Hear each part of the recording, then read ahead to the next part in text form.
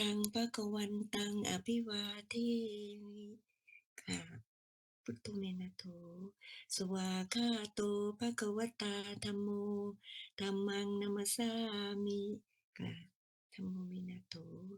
สุปฏิปันโนภะคะวะโตสาวกสังโฆสังฆังนามามิค่ะสังโฆเมนะโถกราบนมัสการพระอาจารย์พระอาจารย์มนเทียนนะคะสาธุกราบกราบขออาราธนาพระอาจารย์แสดงธรรมเลยเจ้าค่ะนัมมัตถุรัตนัตยัสสะขอความนอบน้อมของข้าพเจ้าจงมีแด่พระรัตนตรัยขอความเจริญในธรรมจงพึงบังเกิดมีแก่ท่านสาธุชนคนดีกลุ่มวิปัสสนาทุกท่านวันนี้อาตมาพบกับท่านทั้งหลายก็ตรงกับวันที่5เดือนสิงหาคมปีพุทธศักราช2567ถ้านับทั้งจันทรคติก็ตรงกับวันจันทร์ขึ้น1ค่ำเดือน9ปีมะโรงวันนี้เป็นวันเริ่มต้นของเดือนใหม่การเข้าพรรษาของภิกษุก็ผ่านมาได้15วันแล้วเมื่อวานนี้ก็มีการลงอุโบสถที่วัดไทยนะอาตมากับพระที่วัดก็ไปร่วมด้วยก็มีทั้งหมด45รูปนะที่ลงอุโบสถเมื่อวานนี้การลงอุโบสถนี่ก็เหมือนเป็นการทวนศีลของพระว่าที่ผ่านมา15วันนั้นได้ไปละเมิดศีลข้อไหนบ้างถ้ามีการละเมิดก็จะต้องมาบอกมากล่าวแล้วก็อีกรูปหนึ่งก็จะตักเตือนว่าต่อไปก็ให้ระมัดระวังก็จะมีการทบทวนศีลของตนเองก็เป็น เป็นเรียกว่าวินัยกรรมที่องค์สมเด็จพระสัมมาสัมพุทธเจ้าได้วางไว้ให้กับพระภิกษุเพื่อความอยู่ด้วยกันอย่างผาสุกเพราะถ้าการประพฤติผิดก็จะทำให้ถ้าเกิดเรามีพระภิกษุรูปใดประพฤติผิดก็จะทำให้เป็นที่รังเกียจของหมู่คณะที่อยู่ด้วยกันก็จะเป็นสาเหตุหนึ่งที่ทำให้เกิดความแตกแยกถ้าเกิดการปฏิบัติที่ย่อหย่อนของพระธรรมวินัยเพราะว่าการแตกแยกเป็นนิกายต่างๆมันก็เกิดมาจากการเห็นที่ผิดตีความของพระวินัยที่ผิดความเห็นไม่ตรงกันก็มีการแยกออกไปเป็นนิกายแล้วก็อีกเหตุผลหนึ่งที่ทำให้มีการแยกนิกายก็คือการประพฤติย่อหย่อนของหมู่คณะทำให้เกิดการรังเกียจขึ้นมานี่ก็เป็นวินัยที่องค์สมเด็จพระสัมมาสัมพุทธเจ้าท่านได้วางให้พระภิกษุได้ปฏิบัติกันเมื่อวานนี้ก็มีการไปลงพระอุโบสถก็จะมีทุกครึ่งเดือนหรือว่า15วันแล้วก็คือวันขึ้น15ค่ำแล้วก็วันแรม15ค่ำหรือแรม14ค่ำท่านทั้งหลายการที่เราเกิดมาแล้วจะมีคุณค่าหรือไม่มีคุณค่านั้นอยู่ที่การกระทำของเราเพราะว่าคุณค่าต่างๆของสิ่งที่มีอยู่บนใบโลกนี้ก็มันจะแตกต่างกันคุณค่าของนาฬิกาที่อาตมาเคยมาบอกคุณค่าของนาฬิกาก็คือการบอกเวลาถ้าวันไหนมันบอกเวลาไม่ได้แม้เราจะซื้อมาจากสวิตเป็นโรเล็กราคาเป็นล้านราคาเป็นล้านบาทหรือว่าราคาเป็นหมื่นเหรียญแสนเหรียญก็ตามแต่คุณค่าของมันคือการบอกเวลาเพราะนั้นถ้านาฬิกามันบอกเวลาได้ราคา199หรือจะเป็นราคาล้านราคาแสนมันก็มีค่าเท่ากันเพราะว่าเวลามันไม่เดินเราก็ไม่สามารถที่จะมันก็ไม่สามารถที่จะบอกเวลาเราได้ก็คงไม่มีใครไปใส่มันเพราะว่านาฬิกา Rolex ของเราซื้อมา1,000,000กับราคา199หรือ299ถ้าเกิดว่า Rolex มันไม่บอกมันเสีย เพชรพลอยต่างๆที่ประดับมันก็ไม่สามารถที่จะบอกเวลาได้เพราะฉะนั้นคุณค่าของนาฬิกาคือการอยู่การบอกเวลาส่วนคุณค่าของรถก็คือการพาพวกเราไปสู่จุดหมายปลายทางอย่างปลอดภัยถ้าวันไหนอะไหล่มันเสียสักอย่างหนึ่งมันก็ทำหน้าที่ของมันไม่ได้วันนั้นมันก็ไม่มีค่าถ้าเกิดแต่งแล้วมันไม่ได้มันใช้งานไม่ได้เราก็ต้องขายเราก็จะต้องพามันไปจังยัดนะก็ต้องทิ้งมันไปนาฬิกาคุณค่าของทีวีก็คือการบอกสัญญาณภาพบอกสัญญาณเสียงมันให้สัญญาณภาพให้สัญญาณเสียงถ้าวันไหนมันให้สัญญาณเสียงแต่ไม่มีสัญญาณภาพมันก็เริ่มคุณค่าลดลงแล้วหรือว่าให้สัญญาณภาพแต่ไม่มีสัญญาณเสียงหรือไม่ให้ทั้งภาพทั้งเสียงในที่สุดมันก็ต้องไปอยู่ในถังขยะนี่คุณค่าของสิ่งต่างๆส่วนคุณค่าของคนก็คือการทำหน้าที่ทำหน้าที่ของเราเรามีหน้าที่อะไรเรามีบทบาทอะไรโยมเห็นดาราบางคนไหมดาราบางคนนี่มีค่าตัวสูงเพราะว่ามันแสดงดีคาแรคเตอร์ไหนก็แสดงได้แสดงสมบทบาทคือความสวยของดาราจะเป็นดาราหญิงมันไม่แตกต่างกันแต่ว่าที่มันแตกต่างค่าตัวก็เพราะว่ามันแสดงดีแสดงบทบาทดีเข้าถึงบทไม่ว่าจะเป็นบทร้ายบทไม่ร้ายมันสามารถแสดงได้อย่างอ้ำพัชราภาชัยเชื้อเนี่ยเขาจะมีค่าตัวสูงออกอีเวนต์ทีก็2-3แสนเล่นละครทีก็เป็นแสนไปเป็นพรีเซนเตอร์ในการโฆษณาสินค้าอย่างใดอย่างหนึ่งก็ไม่ต่ำกว่า15 ล้านนะทำไมเราไม่มีใครมาจ้างทำไมไปจ้างอ้ำเพราะว่าเขาแสดงดีเป็นเป็นดาราที่แสดงดีก็เลยมีค่าตัวสูงถ้าเรามามองเราว่าเราเนี่ยแสดงสมบทบาทไหมที่ผ่านมาเนี่ยบทบาทพ่อบทบาทแม่บทบาทพี่บทบาทน้องบทบาทประชาชนที่จะต้องทำกับรัฐบาลหรือบทบาทของศาสนิกศาสนิกเรานับถือพุทธศาสนาเราได้ทำหน้าที่ของเราได้สมบูรณ์ขนาดไหนเราก็มาพิจารณาที่ผ่านมาเนี่ยหน้าที่ของเราสมบูรณ์ไหมเป็นศาสนิกชน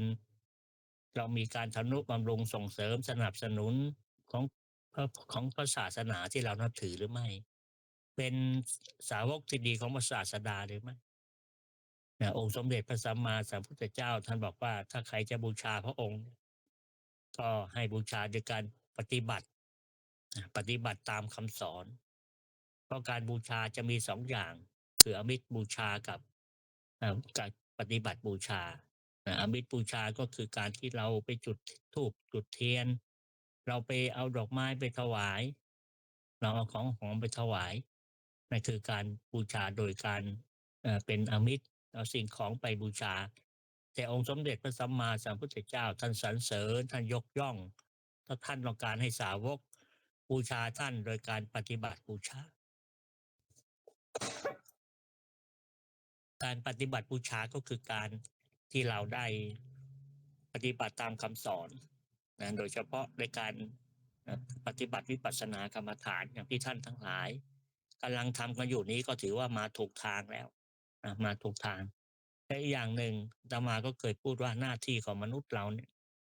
หน้าที่ของมนุษย์เราก็จะมีแบบประมาณ3อย่าง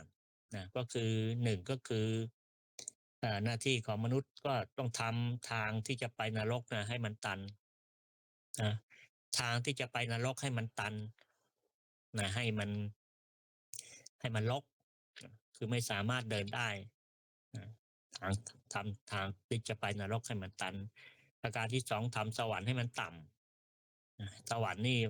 เราคิดว่ามันสูงแต่เราทำยังไงให้มันเหมือนแค่เอื้อมนะก็ต้องประพฤติดีปฏิบัติชอบนะถ้าประพฤติดีปฏิบัติชอบ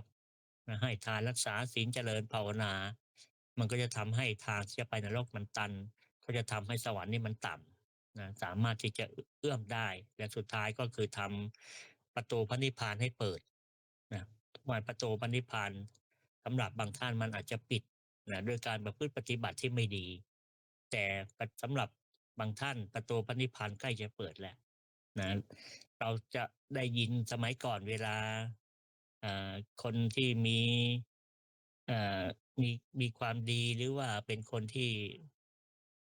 ประพฤติดีปฏิบัติชอบเนี่ยคนสมัยก่อนที่เราได้ยินกันมาเวลาเขาเอากุญแจมาคล้องห้องแล้วเนี่ยบางทีลูกเขาจะทิ้งเวลาเขาจะเปิดเขาก็ใช้องค์ใช้บริกรรมคนเราได้เคยได้ยินนะจะบริกรรมแล้วก็เขาเรียกว่าสะเดาะกุญแจอะไรอย่างนี้เป็นต้นตอนนี้เราก็กำลังสะเดาะกุญแจบริกรรมเพื่อที่จะให้ประตูพระนิพพานมันเปิดโดยการบริกรรมว่าพุทโธพุทโธหรือว่าสัมมาอรหังหรือว่ากำหนดพองยุบนี่คือการภาวนาบริกรรมเพื่อที่จะให้ประตูพระนิพพานมันเปิดนี่คือหน้าที่ของมนุษย์ที่เราจะต้องทำและอย่างหนึ่งท่านทั้งหลายเรากำลัง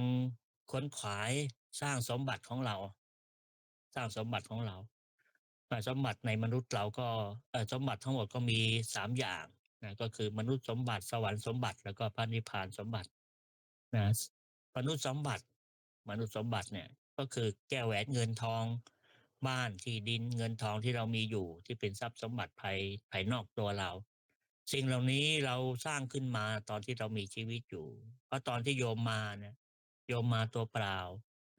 ไม่มีใครพกบ้านมาไม่มีใครพกดอลลาร์มาไม่มีใครพกแหวนเพชรไม่มีใครพกเงินสดมาตัวเปล่าๆแต่ทำไมบางคนมีบ้านอยู่บางคนมีแหวนเพชรบางคนมีเงินทองมากมายมีเงินฝากในชีวิตนี้ก็ใช้ไม่หมดมีบ้านมีที่ดินมีทรัพย์สมบัติมากมายสิ่งเหล่านี้มันเกิดมาจากที่เราสร้างขึ้นมาทีหลังไม่มีใครนำมาติดตัวตอนที่เกิดไม่ใช่เวลาเกิดแล้วนะแนบแหวนเพชรมาด้วยใส่แหวนเพชรมาด้วยหรือพกเงินมาเป็นเป็นหมื่นเป็นแสนนะไม่มีนะสิ่งต่างๆเหล่านี้เรียกว่าเป็นสมบัติเป็นมนุษย์สมบัติที่เราหามาได้โดยความขยันโดยความขยันของเราเรียกว่ามนุษย์สมบัติมนุษย์สมบัตินี้มันก็มีเขตจำกัดมีขีดจำกัดของมันมีลิมิตในการใช้โยมก็ใช้ได้เฉพาะชาตินี้เท่านั้นชาติที่เราอยู่ปัจจุบันซึ่งจะถือว่า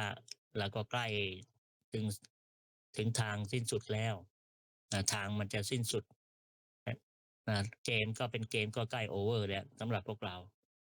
ก็เพราะนั้นก็ต้องขนขวายหยุดในเรื่องของมนุษย์สมบัติไว้นะอีกอย่างหนึ่งมนุษย์สมบัติในท่านทั้งหลายก็ตัวเราก็ถือว่าเป็นสมบัติตัวเราเนี่ยซึ่งได้มาจากผลของการประพฤติดีปฏิบัติชอบในชาติที่แล้วถ้าเราไม่ประพฤติดีไม่ปฏิบัติชอบเนี่ยเราจะไม่ได้อัตภาพความเป็นมนุษย์อย่างน้อยเราก็มั่นใจว่าศีลเราดีเราถึงได้เกิดเป็นมนุษย์ถ้าเราศีลยิ่งดีใหญ่ก็จะทำให้หุ่นดีหน้าตาดีในแบบนางแบบนี่ก็ศีลบริสุทธิ์ขึ้นมานี่ก็เป็นทรัพย์ที่ต่อเนื่องมาจากชาติที่แล้วก็ทำให้เราได้อัตภาพความเป็นมนุษย์ที่ดีเพราะว่าบางคนมีหน้าตาดีหุ่นดีนี่เขาก็สร้างเงินสร้างทองมีรายได้เป็นในแบบนางแบบค่าตัวเป็นแสนเป็นล้านนะหรือบางคนทักษะในการเล่นกีฬาดีเล่นฟุตบอลเก่งตีเทนนิสเก่งตีกอล์ฟสิ่งเหล่านี้ก็มาเป็นทรัพย์สมบัติเอาร่างกายเอาความสามารถของตัวเองเนี่ยเป็นทรัพย์สมบัติในการที่ประกอบอาชีพสร้างมนุษย์สมบัติแต่อย่างที่ว่านี่แหละมนุษย์สมบัติมันมีขีดจำกัดโยมมีมากมายอย่างไรก็ตามสุดท้ายก็จะต้องทิ้งสิ่งเหล่านี้ไปก็ต้องทิ้งสิ่งเหล่านี้ไปมันมีการเปลี่ยนแปลงอยู่ตลอดเวลาไม่เชื่อเงินในเงินดอลลาร์โยมไม่ว่าจะเป็นแบงค์5$5 $10 $20หรือจะเป็น$100อยู่ในกระเป๋าเราวันหนึ่งอาจจะสักวันหนึ่งก็อาจจะเปลี่ยนไปเป็นของคนอื่นสถานะตรงนี้ก็จะเปลี่ยนเป็นของคนอื่นแล้วโยมรู้ไหมว่าดอลลาร์ที่โยมถือไว้มันผ่านมือมากี่มือแล้วผ่านคนอื่นจับผ่านค ความเป็นเจ้าของของคนอื่นมาขนาดไหนแล้วนะอันนี้ก็เราให้เราเห็นว่าสิ่งต่างๆเหล่านี้มันมีขีดจำกัดของมันมีลิมิตของมันเราต้องใช้ทรัพย์ที่เป็นมนุษย์สมบัติเนี่ยให้เกิดประโยชน์เราจะแปลงอย่างไรอะในเมื่อเราไม่สามารถที่จะนำตัวไปตอนที่เราเสียชีวิตนะที่จะต้องเดินทางท่องเที่ยวไปในวัฏฏะสงสารหรือในสังสารวัฏเนี่ยเราจะแปลงทรัพย์สินทรัพย์เหล่านี้เป็นทรัพย์ที่เราเรียกเป็นสมบัติที่เรียกว่ามนุษย์สมบัติสวรรค์สมบัติได้อย่างไรนะเราต้องเข้าใจมนุษย์สมบัติแล้วก็สวรรค์สมบัติสวรรค์สมบัติก็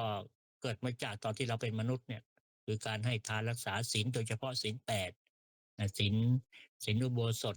ศีลจารินีที่ท่านทั้งหลายนิยมกันไปบวชนี่ก็เป็นสวรรค์สมบัติสวรรค์สมบัติเราจะได้ก็ต่อเมื่อเราทำอยู่ในโลกมนุษย์เราอาจจะได้เปรียบนะเราเป็นมนุษย์เนี่ยทำสมบัติของมนุษย์ก็ได้ทำสมบัติของสวรรค์ก็ได้แต่วิธีการอาจจะแตกต่างกันถ้าโยมอยากได้สวรรค์สมบัติของมนุษย์โยมต้องขยันทำงานขยันทำมาหากินเสร็จแล้วก็เก็บไปซื้อสิ่งที่เราอยากได้อันนี้เป็นมนุษย์สมบัติแต่ถ้าเป็นสวรรค์สมบัติโยมต้องให้โยมต้องให้แต่ถ้าเป็นมนุษย์สมบัติโยมเอาโยมเอาแต่ถ้าเป็นสวรรค์สมบัติโยมต้องให้โยมต้องบริจาคออกไปคือการให้ทานนั่นเองแล้วก็การรักษาศีลก็สิ่งเหล่านี้ก็จะทำให้เราทั้งหลายได้สวรรค์สมบัติคือเป็นสมบัติที่จะติดตัวเราไปถ้าเป็นมนุษย์สมบัติเราต้องแปลงเราก็เคยได้ยินแปลงสินทรัพย์อย่างนี้ก็แปลงทรัพย์ให้เป็นบุญแปลงทรัพย์ให้เป็นบุญที่เรามีอยู่ก็สามารถทำได้ทั้งมนุษย์สมบัติแล้วก็สวรรค์สมบัตินะถ้าเป็นมนุษย์สมบัติมันจะอำนวยความสะดวกให้เรากับ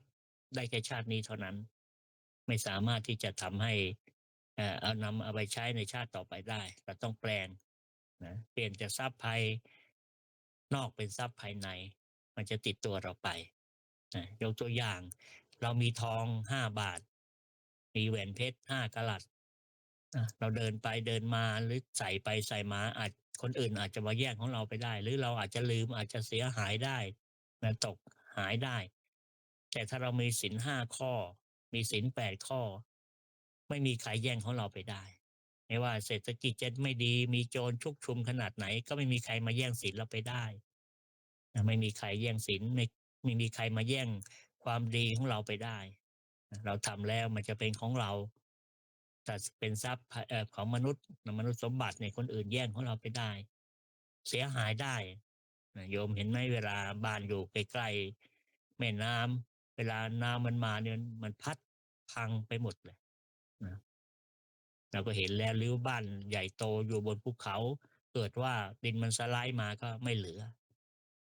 ชั่วพริบตาเดียวละลายหายหมดนะแต่ถ้าเรามีทรัพย์ภายในไม่มีใครมาแย่งเราได้โดยเฉพาะศีลห้าเนี่ยเรามีทอง5 บาทเดินไปเดินมาคนอื่นมาจี้เรามาปล้นเรามาแย่งชิงเราได้แต่ไม่มีใครมาแย่งศีลห้าจากเราไปได้ไม่มีใครมาแย่งความดีที่เราเคยทำไว้ได้นะปลอดภัยถ้าเป็นทรัพย์ภายในแล้วมันปลอดภัยสิ่งเหล่านี้ก็จะกลายเป็นสวรรค์สมบัติจะกลายเป็นสวรรค์สมบัติแต่สมบัติอีกอย่างหนึ่งท่านทั้งหลายก็คือนิพพานสมบัตินิพพานสมบัติก็คือสิ่งที่ท่านทั้งหลายกำลังกระทำอยู่นี่แหละโยมกำลังทำงานแต่เป็นเรื่องการทำงานของจะได้ทรัพย์คือนิพพานสมบัติการเจริญภาวนาการพิจารณาการจะบรรลุธรรมเนี่ยท่านทั้งหลายมันก็มี2 วิธีใช่ไหมบรรลุโดยปัญญาบรรลุโดยการปฏิบัตินะเวลาเราปฏิบัติก็ยุบหนอพองหนอพุทโธหรืออะไรก็ตามที่จะทำให้จิตมันสงบเนี่ยอันนี้ก็เป็นวิธีการหนึ่งแต่อีกวิธีการหนึ่งก็คือการฟังการพิจารณาใช้โยนิโสมนสิการคนสมัยก่อนโยมเห็นไหมสาวกส่วนใหญ่สมัยก่อนก็จะบรรลุกันโดยการฟังอย่างปัญญาโกณทัญญะ นะฟังธรรมจักรกับปวัตตนสูตรที่พระองค์ได้แสดงเป็นการแรกเนี่ยดวงตาเห็นธรรมนะมีความเข้าใจในเรื่องในหลักธรรมว่ามีสิ่งใดสิ่งหนึ่งมีความเกิดขึ้นเป็นธรรมดานะเกิดขึ้นนะสิ่งนั้นก็มีความดับเป็นธรรมดานะก็มีใจความของธรรมจักรก็มีแค่นั้นก็เลยทำให้ดวงตาเห็นธรรมนะส่งกระแสจิตไปตามพระธรรมเทศนาที่ได้ฟังหรืออย่างพระยศยศที่ว่าเป็นคนรวยบ่นที่นี่วุ่นวายหนอที่นี่ขัดข้องหนอพุทธเจ้าได้ยินก็บอกว่าที่นี่ไม่ขัดข้องที่นี่ไม่วุ่นวายพระยศได้ยินก็เข้าไปพระองค์ก็แสดงอนุปปิกถาห้าแล้วก็อริยสัจสี่ก็ทำให้ดวงตาเห็นธรรมนะก็คือสำเร็จเป็นโสดาบันแม้ก็เกิดมาจากการฟังนะเกิดจากการฟังแต่แล้วเอ่อได้ฟังซ้ำเป็นครั้งที่สองตอนที่องค์สมเด็จพระสัมมาสัมพุทธเจ้าแสดงธรรมแก่พ่อตอนที่มาหาลูกชายตามหาลูกชายหนีมาก็สำเร็จเป็นพระอรหันต์พระยาศาสตร์นี่สำเร็จเป็นพระอรหันต์ตั้งแต่ยังไม่ได้อุปสมบทเลยแล้วก็ขอบรรพชาอุปสมบทแต่ว่าอัตภาพของความเป็นสถานะของความเป็นพระอรหันต์เนี่ยจะต้องบวชนะต้องบวชภายใน7 วันภายในวันเดียวนะก็คือต้องรีบบวชเกินนั้นไม่ได้เกินนั้นมาก็ต้องเสียชีวิตนะเพราะว่าสถานะของพระอรหันต์นี่มันสูงนะแล้วก็มีอีกหลายท่านนะได้ฟังธรรมแล้วก็ได้สำเร็จเป็นพระอรหันต์ก็มีดวงตาเห็นธรรมก็มีอย่างภาษารีบุตรเนี่ยสารีบุตรสารีบุตรได้ฟังธรรมจากพระอัตถชิฟังธรรมอัตถชิก็ได้ดวงตาเห็นธรรมนะได้บรรลุเป็นโสดาบันแล้วพระสารีบุตรก็ไปชวนเพื่อนคือโกริตะหรือว่าโมคคัลลานะว่าเนี่ยเขาได้ยินธรรมมาจากพระสัชชิซึ่งถือว่าเป็นอาจารย์ของเขาเนี่ยเขาบรรยายธรรมไว้อย่างนี้ว่าพระศาสดาบอกอย่างนี้ก็ได้บรรลุดวงตาเห็นธรรมนะโมคคัลลานะนี่ได้ฟังธรรมจากเพื่อนนะได้ฟังธรรมจากคารวาสไม่ได้ฟังธรรมจากพระนะอย่างภาษาที่บุตรยังได้ฟังธรรมกับพระสัชชิซึ่งเป็นพระภิกษุแล้วแต่โมคคัลลานะหรือโกริตะเนี่ยได้ฟังธรรมจากคารวาสก็ดวงตาเห็นธรรมแล้วก็พากันไปเฝ้าพระพุทธเจ้าแล้วก็ขอบรรพชาอุปสมบทนะพอปฏิบัติไปได้7 วันในขณะที่ความง่วงมันครอบงำพระโกริตะหรือว่าโมคคัลลานะเนี่ยพระองค์ก็ไปบอกอุบายในการแก้ง่วง8 อย่างก็เลยได้ดวงตาเห็นธรรมก็ได้บรรลุธรรมเป็นพระอรหันต์ส่วนภาษาริบุตรเนี่ย ประมาณ1 เดือนยังไม่ได้สำเร็จเป็นพระอรหันต์โมคคัลลานะได้สำเร็จก่อนนะ7 วันก็ได้สำเร็จเป็นพระอรหันต์แต่ว่าภาษาริบุตรนี่ได้ฟังธรรมที่พุทธเจ้าบรรยายให้คนอื่นฟังนะก็คือบรรยายให้หลานนะเพราะว่าสารีบุตรได้มาเป็นสาวกแล้วเอ่อหลานนี่ไอ้พวกยายเนี่ยให้มาตามลุงให้มาตามลุงลุงหายไปไหนแม่ให้มาตามยายให้มาตามปรากฏว่ามันเป็นลูกของน้องสาวของสารีบุตรเนี่ยขณะที่มาตามมาเห็นลุงเนี่ยบวชแล้วกำลังพัดให้กับพระพุทธเจ้าก็ไม่พอใจว่าพระเจ้าเนี่ยเป็นใครทำไมลุงเราต้องไปรับใช้ต้องไปนั่งพัดให้ก็เลยไปพูดจาแบบดูหมิ่นถากถางไม่เคารพพุทธเจ้าถามปัญหาที่ไม่สมควรที่จะถามแต่พุทธเจ้าก็แก้นะก็เลยเหมือนตัดสอนตัดแก้คำถามที่หลานพระสารีบุตรมาถามพระสารีบุตรได้ยินสำเร็จเป็นพระอรหันต์เลยเห็นไหมโยมการฟังธรรมก็สามารถที่จะบรรลุธรรมได้เราเห็นอะไรที่มันเกิดความสังเวชแก่เราก็พิจารณาเหมือนพุทธเจ้าท่านเห็นคนแก่คนเจ็บคนแก่คนเจ็บคนตายคนเป็นไข้เนี่ยผมก็พิจารณามันก็เกิดปัญญาได้นะการจะเกิดปัญญาการจะบรรลุธรรมเนี่ยไม่ได้ว่าจะต้องไปตั้งบริกรรมอย่างเดียว ไม่ใช่ว่าจะต้องนั่งบริกรรมอย่างเดียวเราเห็นอะไรก็น้อมมาเป็นธรรมะเห็นน้อมมาธรรมะนะโยมทุกวันนี้เนี่ยอาตมาก็อดติดตามไม่ได้นะในสถานการณ์ของทางตะวันออกกลางเนี่ยเห็นภาพแล้วก็สงสารเนาะสงสารคนที่มีผลกระทบไม่รู้เวรกรรมอะไรนะเวลาเกิดสงครามทีไรเกี่ยวกับเรื่องอย่างนี้เนี่ยมันมีผลกระทบต่อเด็กมีผลกระทบต่อผู้หญิงเห็นแล้วก็สงสารทั้งบ้านแตกสลายขาดนะบ้านเรือนเป็นบ้านของตัวเองต้องพังทลายไปนะไม่รู้จะฟื้นฟูถ้าเกิดสงครามสงบแล้วนะ10 ปีจะเรียบร้อยหรือเปล่าก็ยังเห็นแล้วก็อเนจอนาถเนี่ยโยมเราก็น้อมมาหาตัวเราว่านี่เนาะเราทำอะไรเขาไม่ได้เนี่ยเราก็ต้องอะไรวางเฉยอุเบกขาไปโยมวางเฉยเป็นอุเบกขาถ้าเราไม่วางเฉยเป็นอุเบกขาไม่คิดว่ามันเป็นกรรมของสัตว์แล้วเนี่ยเราก็จะทุกข์พระองค์ก็มีธรรมะให้เราเห็นให้ปฏิบัติเมื่อเราเห็นภาพสิ่งต่างๆเหล่านี้ก็คือต้องวางอุเบกขาความวางเฉย ก็คิดว่าเป็นกรรมุนาวัจตีโลโกนะสัตว์โลกย่อมเป็นไปตามกรรมในคนที่มันทำสงครามก็ไม่ได้มีความคิดที่มันจะมีผลกระทบไม่มีผลกระทบนะเห็นแล้วก็สงสารแต่เราเห็นอย่างนี้ญาติโยมทั้งหลายก็น้อมมาถึงตัวเราเรานี่โชคดีไม่ได้เกิดตรงนั้นไม่ได้อยู่ไม่ได้มีผลกระทบตรงนั้นเนี่ยโยมก็เราก็ดีใจของเรานะเรานี่โชคดี นะถือว่าอยู่ในสถานที่ที่เป็นมงคลนะปฏิโดประเทศวาสะอยู่ในประเทศนั้นสมควรอยู่ในท่ามกลางเพื่อนฝูงที่มีสัมมาทิฏฐินะชักชวนกันมาประพฤติปฏิบัติชอบปฏิบัติธรรมกันเนี่ยก็น่าอนุโมทนานะเพราะนั้นญาติโยมทั้งหลายขณะนี้เรากำลังทำสมบัติของเรานะมนุษย์สมบัติก็แล้วก็บางท่านก็หมดเวลาในการสร้างแล้วมาถึงว่าเกษียณแล้วก็อยู่บ้านก็กำลังจะทำสวรรค์สมบัติกำลังจะทำนิพพานสมบัติพนันญาติโยมก็ทำกันต่อไปเพราะสิ่งเหล่านี้เนี่ยมันก็จะได้ติดตัวเราไปนะไม่ว่าจะเป็นทานเป็นศีลนะทานก็ทำให้เรามีเสบียงในการเดินทางไกลเพราะเรายังไม่รู้ว่าเรายังไม่รู้ว่าการเดินทางของเรามันจะสิ้นสุดตรงไหนมันจะสิ้นสุดเมื่อไหร่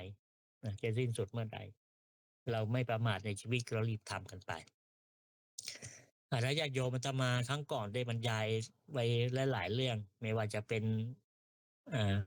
ทวารทวาร6แล้วก็จะมีเรื่องของเอ่ออารมณ์6อารมณ์6มีสดจะมีอายตนะภายในภายนอกวันนี้ขอต่ออีกนิดนึงนะก็คือภาษาทรูป5แล้วก็จะพูดถึงเรื่องของวิญญาณ6นะอีกนิดหน่อยนะภาษาทรูปนะภาษาทรูป ภาษาทรูปนี้มันเป็นศัพท์ที่อยู่ในพุทธศาสนาประสาทนะก็แปลว่าความใสนะความใสก็คือรูปที่มีความใสสามารถที่จะรับอะไรรับอารมณ์ได้นะอารมณ์ที่มันเกิดมาจากอายตนะภายในมีตาไปกระทบกับอายตนะภายนอกคือรูปกระทบกันก็เรียกว่ารูปารมณ์เพราะนั้นภาษาทรูปเนี่ยมันก็สามารถที่จะรับตรงนั้นได้ มันมีอยู่5 อย่างญาติโยมทั้งหลายเรามาดูรายละเอียดกันว่าภาษาทรูปนั้นประกอบอะไรบ้างนะก็มีจักขุประสาทนะจักขุประสาทก็คือประสาทตาเป็นรูปที่มีความใสตุดกระจกเงาตั้งอยู่ตรงกลางตาดำของเรานี่ในภาษาพระวิธรรมนะมันตั้งอยู่ในกลางตาดำโตเท่าหัวเหามีเยื่อมีเยื่อตาบางๆนะ7 ชั้นรองรับอยู่สามารถที่จะรับภาพก็คือรูปารมณ์มันสามารถที่จะรับรูปารมณ์ต่างๆจักขุประสาทมันเป็นประสาทรูปเป็นประสาทรูปนี้มีหน้าที่อยู่2 อย่างก็คือเป็นวัตถุที่ตั้งแห่งจักขุวิญญาณจักขุวิญญาณจิตแล้วก็เป็นจักขุทวารวิถีเกี่ยวกับวิถีจิตหน้าที่มันจะมี2 อย่างนี้ เอ่อการที่เราจะมองเห็นเนี่ยมันมีองค์ประกอบญาติโยมทั้งหลายนี่เราพูดถึงตาก่อนนะเราจะมองเห็นเนี่ยมันมีองค์ประกอบหนึ่งจะต้องมีสีสีก็คือวัตถุที่เราจะเห็นน่ะต้องมีสีนะถ้าเราเรียกในภาษาพระก็คือต้องมีอายตนะภายนอกนะก็คือรูปนะก็คือรูปนี่จะในรูปแบบของสีนะแล้วก็ต้องมีแสงนะที่เราองค์ประกอบที่เราจะมองเห็นนะต้องมีแสงมีแต่รูปก็คือมีสีเนี่ยแต่ว่าถ้าไม่มีแสงตามนุษย์ก็ไม่สามารถจะมองเห็นอันนี้ประการที่สององค์ประกอบของที่สองส่วนองค์ประกอบที่สามคือประสาทต้องดีประสาทตาเราต้องดีประสาทตาไม่เสียประสาทตาไม่เสียก็คือไม่เป็นคนตาบอดไม่เป็นคนตาบอดหรือบางคนอาจจะตาไม่บอดอาจจะเป็นต้อหินต้อกระจกมองไม่เห็นนั่นก็อีกเรื่องหนึ่งแต่สรุปแล้วองค์ประกอบ3อย่างนี้ก็จะทำให้เรามีการมองเห็นทีนี้การเราจะรับรู้อารมณ์เนี่ยมันก็ต้องมีสติเข้าไปด้วยนะบางทีเรามองอะไรเผินๆที่ไม่ใส่สติไม่ได้สนใจมันมองผ่านๆไปมันก็ไม่รู้ว่าวัตถุนั้นเป็นอะไร แต่บางทีมีคนเดินผ่านมาเราไม่ได้มีสติไม่ได้ใส่ใจที่จะมองเรามองภาพอื่นไปถึงแม้จะผ่านตาเราไปก็แวบๆเราก็ไม่ได้รู้ว่าสิ่งที่ผ่านนั้นเป็นอะไรบางทีแบบเราไปเจอเพื่อนบอกอ้าวฉันก็เดินผ่านเธอไปทำไมเธอไม่เห็นน่ะเพราะว่าคนที่มองนั้นไม่ได้เอาสติเข้าไปไม่เอาสติเข้าไปก็เลยมองไม่เห็นนั้นจักขุประสาทเนี่ยมันจึงเป็น ธรรมชาติที่ใสแล้วก็สามารถที่จะรับรูปารมณ์ที่เกิดมาจากอายตนะภายในคือตามันไปกระทบกับอายตนะภายนอกคือรูปมันก็เมื่อกระทบกันเลยก็เกิดรูปารมณ์ตาเราก็มองเห็นมองเห็นรูปารมณ์ตรงนั้นแล้วก็มีองค์ประกอบที่จะทำให้เรามองเห็นก็คือต้องมีสีก็คือมีวัตถุที่เราจะเห็นมีแสงแล้วก็ประสาทตาเราต้องดีแล้วก็มีสติด้วยถึงจะรู้ว่าสิ่งที่เราเห็นนั้นมันคืออะไรแต่อีกอย่างหนึ่งก็จะต้องมีการเอ่อเขาเรียกว่ามีประสบการณ์ในการเห็นสิ่งนั้นวัตถุนั้นถ้าบางอย่างเราไม่เคยเห็นเราก็ไม่รู้ว่ามันเป็นอะไร สัญญามันไม่มีสัญญามันไม่ได้มันไม่เคยผ่านการเห็นมาสัญญาก็ไม่ได้จดจำนะสัญญาในขันธ์ห้าการการการความจำนะจำได้หมายรู้มันก็ไม่เกิดแต่ถ้าสิ่งนั้นเราเคยผ่านตาก็เกิดผ่านตาครั้งแรกนะเราไม่รู้จักเราก็ไปถามคนอื่นว่าถ้าว่าเราไม่เคยเห็นเพชรเราไม่เคยเห็นเพชรเอ๊ะอะไรวัตถุตรงนี้มันทำให้แวววาวทำให้สวยจัง คนอื่นเขาจะบอกอันนี้คือเพชรสิ่งที่เป็นเครื่องประดับที่มีค่าราคาแพงเราก็จะจดจำไว้สัญญาเราก็จะจดจำไว้พอเราเห็นครั้งที่2ครั้งที่3ก็ไม่ต้องมีใครมาบอกเราก็จำได้ว่าสิ่งนี้คือเพชรสิ่งนี้คือเพชรก็มีประสบการณ์ที่เราเคยผ่านหูผ่านตามาเพราะนั้นมันต้องเอ่อสัญญาความจำได้หมายรู้มันจะทำงานก็ต่อเมื่อเราเคยเห็นวัตถุเหล่านี้เราทราบวัตถุเหล่านี้แล้ว แต่ทั้งหมดนี้ก็เป็นเรื่องของประสาทรูปประสาทรูปก็คือประสาทจักขุจักขุประสาทคือประสาทตาก็เกิดความรู้เห็นแล้วก็เกิดจักขุวิญญาณนะพอรูปารมณ์มันเกิดขึ้นแล้วอายตนะภายในอายตนะภายนอกมีองค์ประกอบสมบูรณ์แล้วก็ทำให้เรารับรู้เราเรียกสิ่งเหล่านั้นว่าจักขุวิญญาณเรารู้ว่าสิ่งนี้คืออะไร สิ่งนี้คืออะไรวิญญาณคือความรู้วิญญาณในภาษาพระเราในภาษาพระวิธรรมไม่ใช่หมายถึงที่เรามีความเข้าใจว่าคนเราตายแล้วจะมีสิ่งหนึ่งเราเรียกว่าวิญญาณล่องลอยไปเกิดใหม่อะไรอย่างนี้วิญญาณในความหมายนี้คือความรู้รู้แจ้งในสิ่งที่เราเห็นที่เกิดมาจากจักขุประสาทประการที่2โสตประสาท โสตประสาทหรือว่าโสตประสาทรูปก็คือประสาทหูประสาทหูเนี่ยเป็นรูปที่มีความใส สามารถที่จะรับเสียงคือสัทธารมณ์สามารถที่จะรับเสียงคือสัทธารมณ์ได้มันจะมีลักษณะเหมือนวงแหวนมีขนสีแดงเส้นละเอียดอยู่โดยรอบหน้าที่ของโสตประสาทหรือว่าโสตประสาทรูปก็คือมีสองอย่างเป็นที่ตั้งของโสตวิญญาณจิตสถานที่ที่โสตวิญญาณจิตรับรู้เสียงแล้วก็โสตทวารจิตกระบวนการของจิตที่เกิดดับ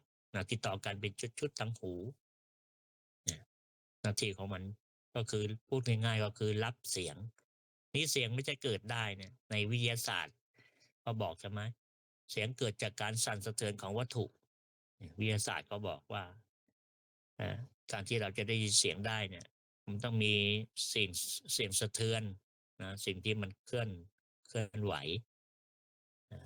เราถึงจะรับรู้ได้เหมือนว่าเวลาเราพูดเนี่ยมันจะมีกล่องเสียงเราใช่ไหมที่ในลำคอเนี่ยมันสั่นหรือเวลาเราตีระฆังก็ทำระฆังสั่นก็เราถึงจะได้ยินเพราะฉะนั้นวิทยาศาสตร์บอกว่าเสียงเกิดจากการสั่นสะเทือนของวัตถุแต่ว่าเราจะได้ยินหรือไม่มันก็อยู่ว่าสิ่งที่เราจะไปสัมผัสนั้นอยู่ไกลอยู่ใกล้ถ้าอยู่ไกลก็ไม่สามารถจะยินได้เพราะว่าการรับเสียงของคนเราก็มี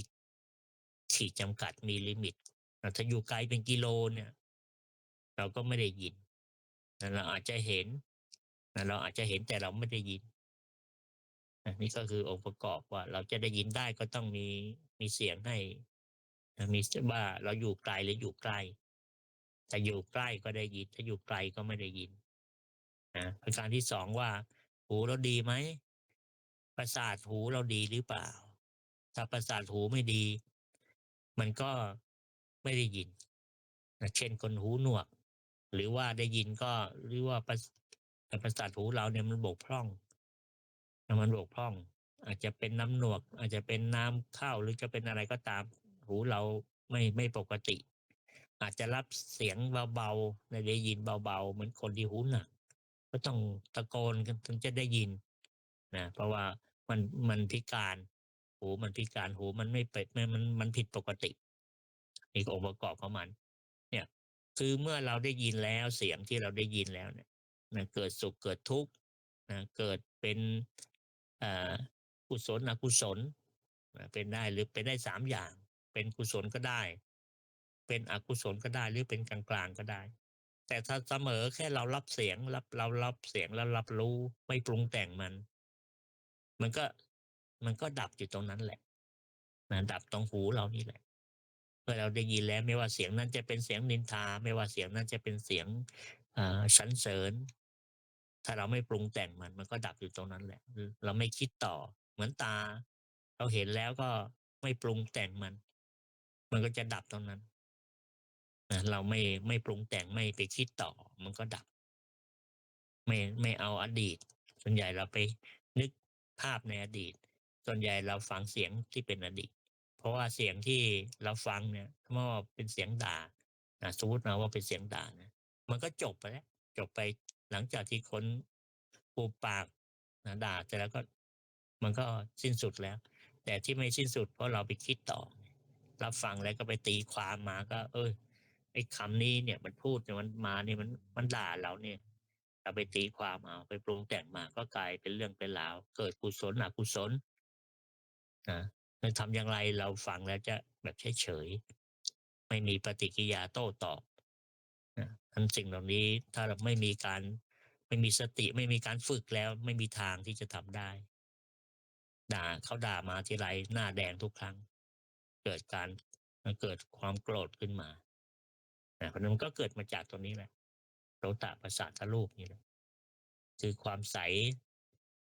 สำหรับการรับเสียง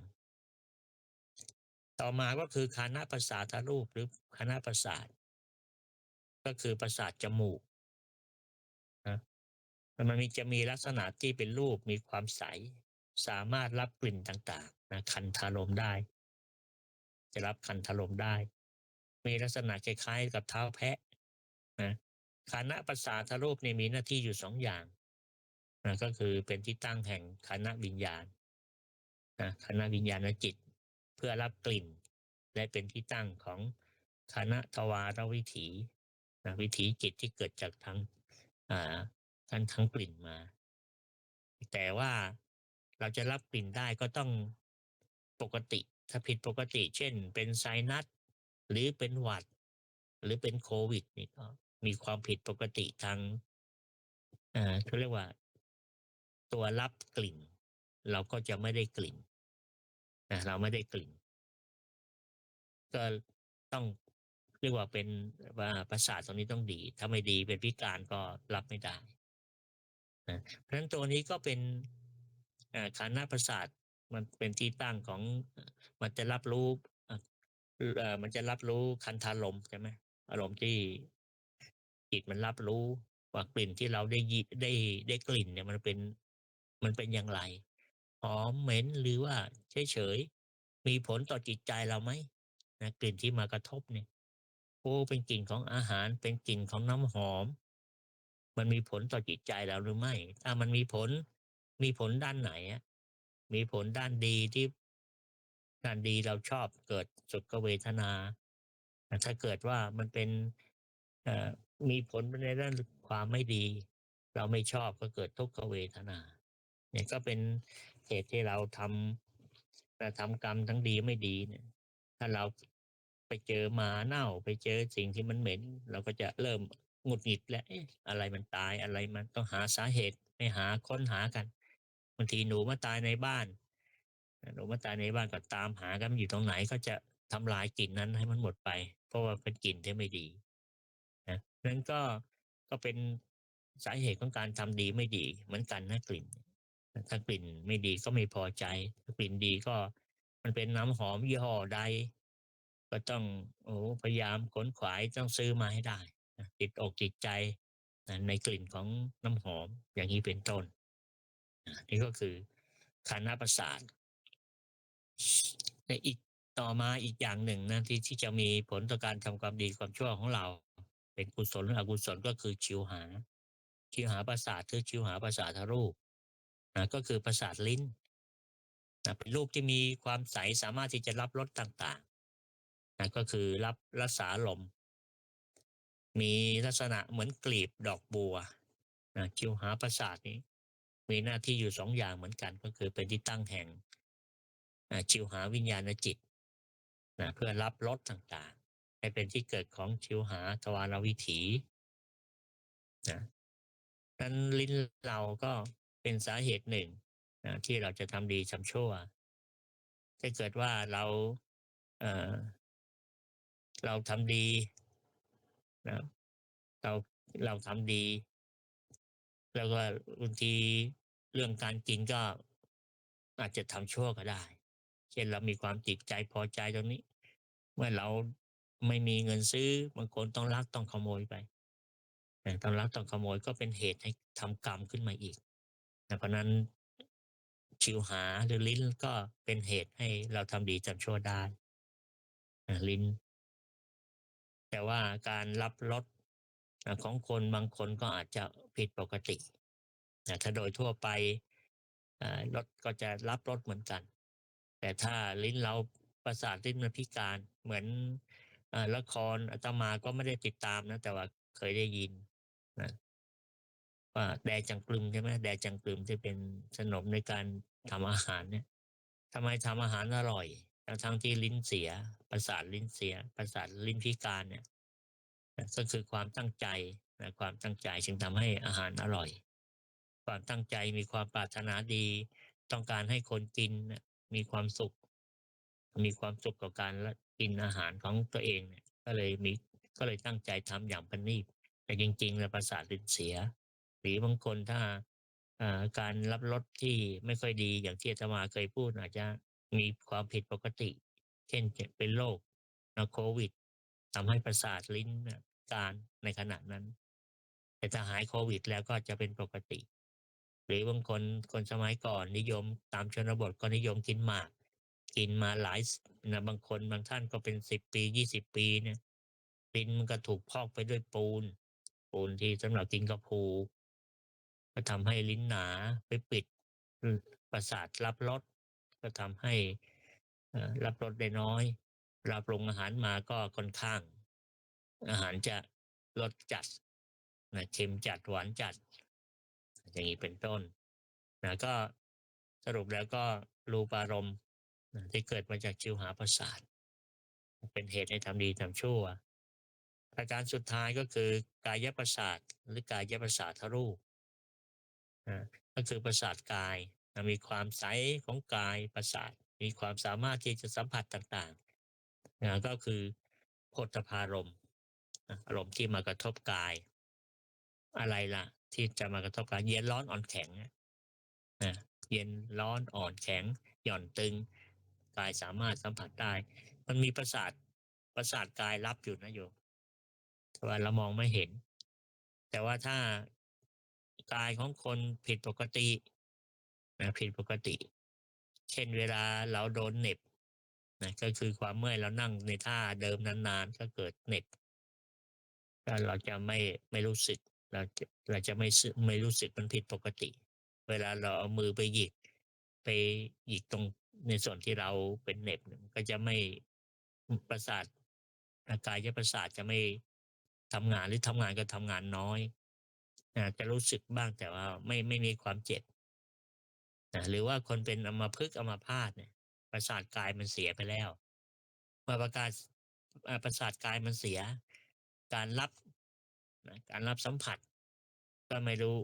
ใช้ไม่ได้ไม่รู้ว่าเย็นร้อนอ่อนแข็งอย่างไรเวลาเขาบอกคนที่เป็นอัมพฤกษ์เนี่ยเขาต้องระมัดระวังถ้าเกิดไฟไหม้ไฟเป็นลนเนี่ยเขาก็ไม่มีความรู้สึกนะแต่แต่ว่าเราก็จะเห็นว่ามันเป็นแผลหรืออะไรไปบาดเนี่ยมันไอคนที่โดนบาดมันจะไม่มีความรู้สึกแต่ว่าเราก็จะเกิดร่างกายจะเกิดเป็นแผลมาเขาก็ต้องระมัดระวังคนที่เป็นอัมพฤกษ์อัมพฤกษ์อัมพาตเนี่ยประสาทกายมันเสียแล้วประสาทการรับรสไม่ใช่ประสาทการรับสัมผัสมันเสียไปแล้วเพราะว่าประสาทกายมันพิการสิ่งต่างๆที่อาตมามาพูดประสาทรูปหรือว่าประสาททั้ง5อย่างเนี่ยมันจะเป็นต้นเหตุของความสุขความทุกข์เมื่อต้นเหตุของความสุขความทุกข์ถ้าเราปรุงแต่งขึ้นมากุศลอกุศลมันก็จะเกิดขึ้นเพราะนั้นเวลาเราเห็นก็ต้องระมัดระวังสักแต่ว่ายังไงที่จะทำให้มันไม่แล่นไปถึงจิตใจเราไปปรุงแต่งมันสิ่งที่เราเห็นว่าดีหรือไม่ดีนะหรือว่าเฉยๆถ้าเฉยๆได้มันก็ดีถ้าเฉยไม่ได้มันก็จะเกิดกุศลอกุศลขึ้นมาระมัดระวังเสียงที่เราได้ยินจากทางหูว่าไม่ปรุงแต่งมันเสียงนั้นเป็นเสียงไม่ต้องไปปรุงแต่งว่าเป็นเสียงใครเสียงผู้หญิงเสียงผู้ชายเสียงที่ออกมานั้นมันมีความหมายอย่างไรกับเรามันด่าเราไหมมันชมเชยเราไหมหรือว่าเป็นกลางๆไม่ได้ชมเชยไม่ได้ด่าทำไมเราจะฟังได้ให้มันเป็นกลางๆเมื่อเราฟังเป็นกลางๆไม่ชอบหรือว่าชอบแล้วเนี่ยมันก็ไม่เกิดอกุศลก็ไม่เกิดกุศลเกิดกุศลก็ดีสิเกิดในทางที่ดีแต่ถ้าเกิดว่ามันเป็นอกุศลมาก็จะมีผลต่อจิตใจก็จะไปตัวเร้าให้เราต้องพูดโต้ตอบด่าบ้างหรือว่าให้สัญลักษณ์อย่างไรบ้างทำอย่างไรเราต้องมีสติคอยควบคุมเสียงที่มากระทบหูอาจจะมีสติควบคุมรูปที่มากระทบตานะแล้วก็มันก็จะทางประสาทจมูกก็เหมือนกันทำไมจะมีสติสัมปชัญญะให้สักแต่ว่าได้กลิ่นสักแต่ว่าได้กลิ่นไม่ปรุงแต่งต่อเมื่อไม่ปรุงแต่งต่อมันก็อกุศลก็ไม่เกิดทางลิ้นก็เหมือนกันเราทำไมถ้ามีสติคอยควบคุมการรับรสของเราก็จะไม่หลงเพลิดเพลินติดใจในอาหารติดใจในสิ่งที่เราทานเข้าไปบางคนก็จะเป็นทาสร้านอาหารนั้นที่ไหนอร่อยไกลขนาดไหนก็มุ่งมานะขับรถไปเพื่อที่จะไปชิมอาหารที่เราชอบเนี่ยก็มีมากมายแต่ที่เราจะต้อง เดินทางไกลเพื่อไปกินอาหารที่เราชอบอยู่ไกลที่ไหนรสชาติขนาดนี้เราชอบติดใจแล้วก็อยู่ไกลก็ไปนะประการที่5ก็เหมือนกันเมื่อการเราต้องมีสติสัมปชัญญะในการ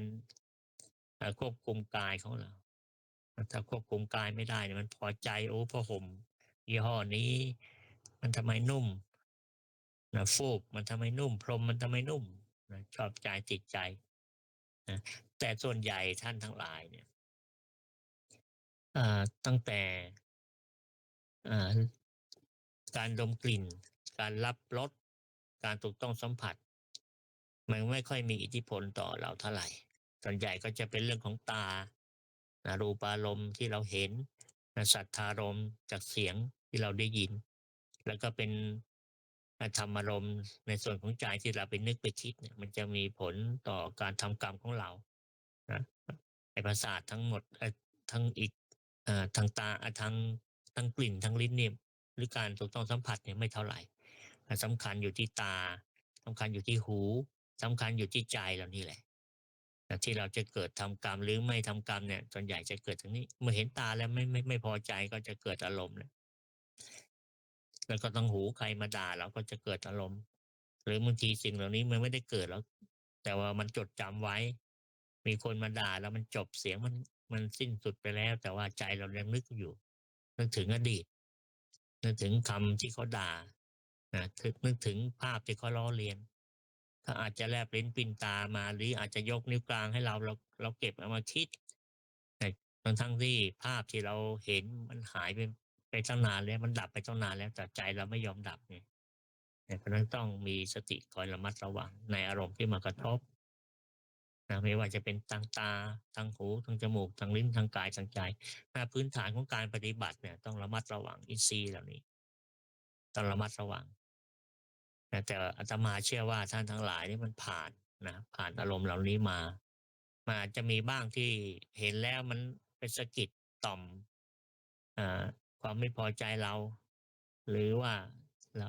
ก็อาจจะมีบ้างที่เสียงที่พูดไปแล้วไม่พอใจเราก็จะเกิดอกุศลได้แต่เราก็มีสติคอยควบคุมเพราะฉะนั้นคิดว่าท่านทั้งหลายคงไม่ทำให้เสียครูบาอาจารย์ที่ได้พร่ำสอนอ่าเรื่องของวิปัสสนาต้องควบคุมอารมณ์ตรงนี้ให้ได้การควบคุมอารมณ์การดูอารมณ์หรือการเท่าทันอารมณ์ก็อยู่ที่การมีสติสติตัวเดียวญาติโยมทั้งหลายสิ่งที่ท่านทั้งหลายกำลังทำอยู่นี่แหละเป็นสิ่งที่ถูกต้องแล้วมีสติเพื่อคอยควบคุมอารมณ์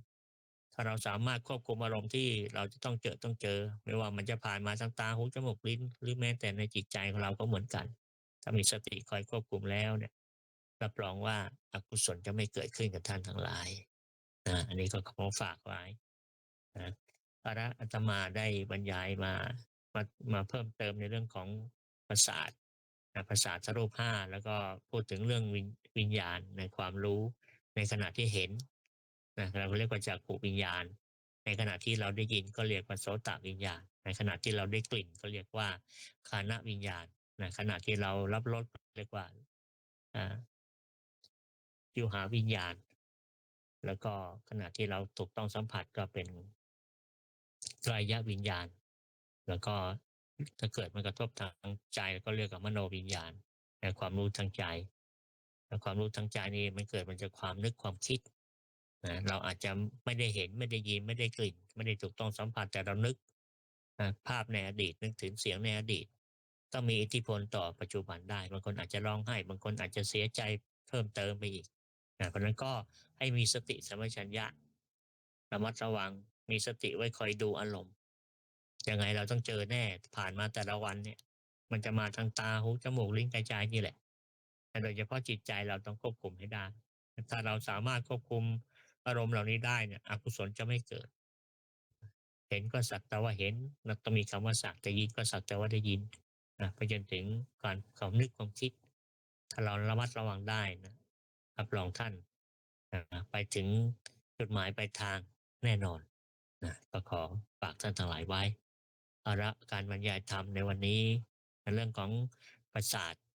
ประสาทรูปห้าแล้วก็วิญญาณหกก็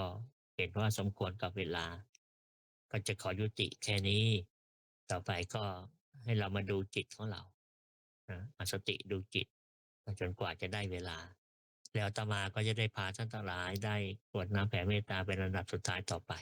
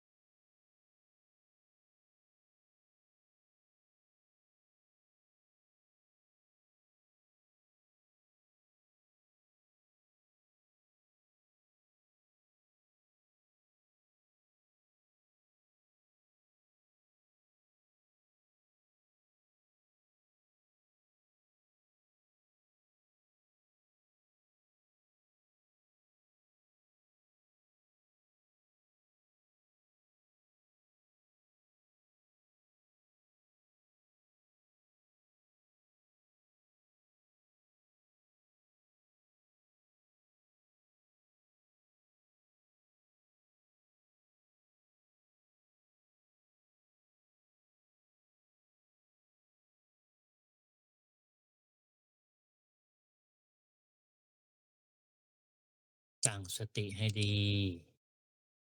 สูดลมหายใจลึกๆยาวๆดูลมหายใจลึกๆยาวๆย้ายจิตย้ายความรู้สึกจากฐานว่าไม่ว่าจะเป็นฐานกายหรือว่าฐานจมูกก็ดีมาอยู่ที่ลิ้นปี่ความรู้สึกอยู่ที่ลิ้นปี่เราจะแผ่เมตตาให้กับตัวเรา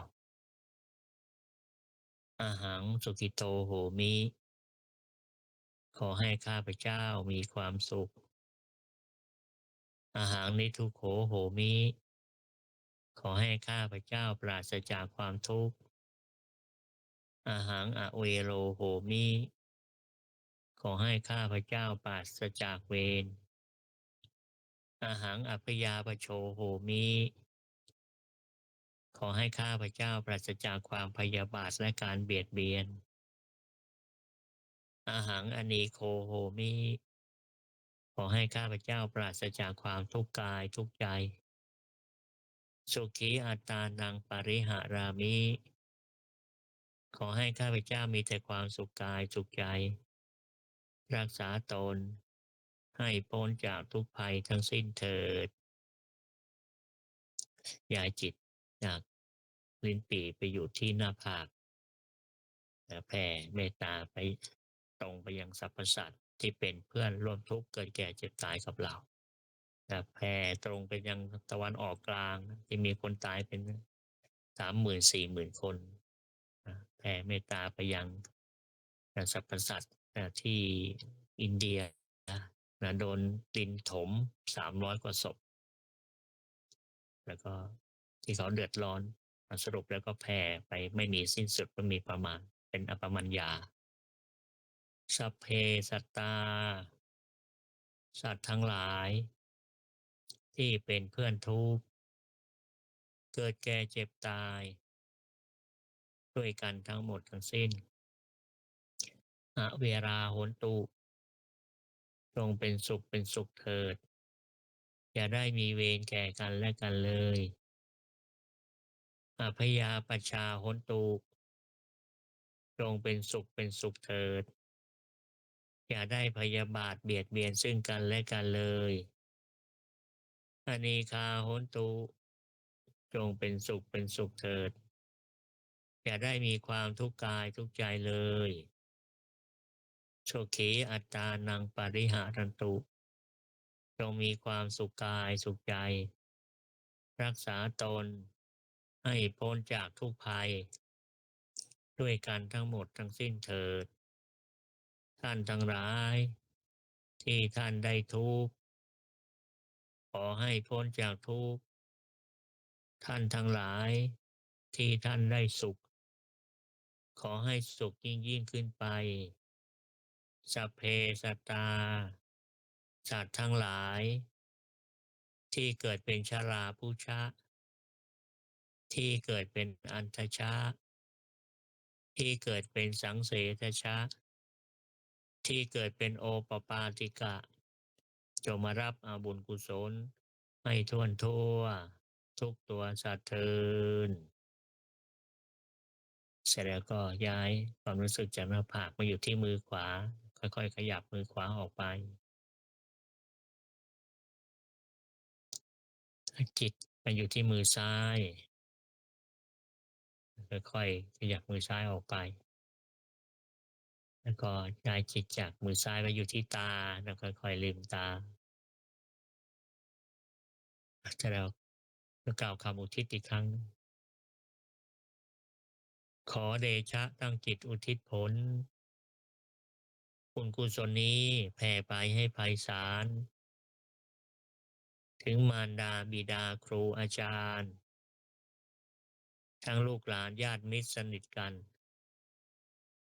คนเคยร่วมรักสมัครใคร่มีส่วนได้ในกุศลผลบุญฉันทั้งเจ้ากรรมนายเวรและเทวันขอให้ท่านได้กุศลผลนี้เทินขออนุโมทนาบุญกับญาติโยมทุกท่านสาธุสาธุสาธุอนุโมทามิจากวันนี้อาตมาได้นำเรื่องราวต่าง เป็นข้อคิดให้ท่านทั้งหลายได้นำเอาไปประพฤติปฏิบัติถ้าพูดถึงหน้าที่ของเราเกิดมาเราต้องทำหน้าที่โดยเฉพาะหน้าที่ของศาสนิกศาสนิกชนที่ต้องทำตัวกับพระศาสนาหน้าที่กับมนุษย์ทำทางไปนรกให้มันตันทำสวรรค์ให้มันต่ำทำพระนิพพานให้มันเปิดเราก็อย่างเราก็มาสร้างสมบัติมนุษย์สมบัติหลายคนเพียงพอแล้วก็เปลี่ยนจากทรัพย์ภายนอกเป็นทรัพย์ภายในก็จะเป็นสวรรค์สมบัติฐานศีลโดยเฉพาะศีล8ศีลจารินีแล้วก็ข้อสำคัญที่สุดก็คือนิพพานสมบัติที่จะเป็นการปฏิบัติไปสู่ความพ้นทุกข์ในอนาคตข้างหน้าเขาบอกว่าเมื่อหน่วยกิจยังไม่ครบก็ยังจบไม่ได้เราก็ต้องปฏิบัติไปจนครบหน่วยกิจจนกว่าจะสิ้นสุดความพ้นทุกข์ในอนาคตแล้วก็พูดถึงเรื่องของภาษาทรูปห้า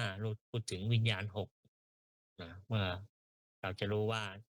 เราจะรับรู้ในเรื่องของรูปรูปารมณ์รับรู้ในเรื่องของเสียงสัทธารมณ์ในของกลิ่นคันธารมณ์ลิ้นรสารมณ์แล้วก็กายโผฏฐัพพารมณ์เนี่ยเราก็ต้องมีอวัยวะที่ไม่พิการทำเป็นพิการแล้วก็รับไม่ได้และสิ่งเหล่านี้มันเป็นที่เกิดเป็นเรียกว่าเป็นสารเริ่มต้นเป็นจุดเริ่มต้นที่จะทำให้เราทำดีหรือทำไม่ดีเราจะทำอย่างไรให้เป็นกลางๆเห็นก็เสียงเห็นก็สักแต่ว่าเห็นจะมีคำว่าสักจะไม่ปรุงแต่งมันไปถ้าเราสามารถทำได้ก็ทำให้เรารอดพ้นจากการที่เราจะไปตกอบายเราจะพยายามหาทางปิดอบายทางที่จะไปนรกให้มันตันซะก็ขอฝากท่านทั้งหลายไว้แล้ววันนี้ก็เห็นว่าสมควรกับเวลาก็จะได้ยุติการบรรยายธรรมวันนี้แต่เพียงแค่นี้นะท้ายสุดก็ขอหน่วยอวยพรให้ทุกท่านจงมีสุขภาพที่แข็งแรงใช้ชีวิตอย่าประมาทในชีวิตใช้ชีวิตอย่างเห็นคุณค่ามีคุณค่าใช้ชีวิตให้คุ้มค่าก่อนที่การเดินทางของเราจะสิ้นสุดในอีกไม่ช้าเราก็จะได้มีความดีติดตัวไปท่องเที่ยวไปในวัฏสงสารอย่างมีเสบียงอย่างมีทุนเราทุนน้อยก็จะลำบากก็ขอให้ทุกท่านได้มีจิตใจมั่นคงในการประพฤติปฏิบัติเจริญงอกงามไพบูรณ์ในสัมมาปฏิบัติขององค์สมเด็จพระสัมมาสัมพุทธเจ้ารู้แจ้งเห็นจริงในโลกุตรธรรมคือมรรคผลนิพพานด้วยการทุกคนทุกท่านขอเจริญพรอืมสาธุเจ้าค่ะโอ้พระอาจารย์วันนี้เทศ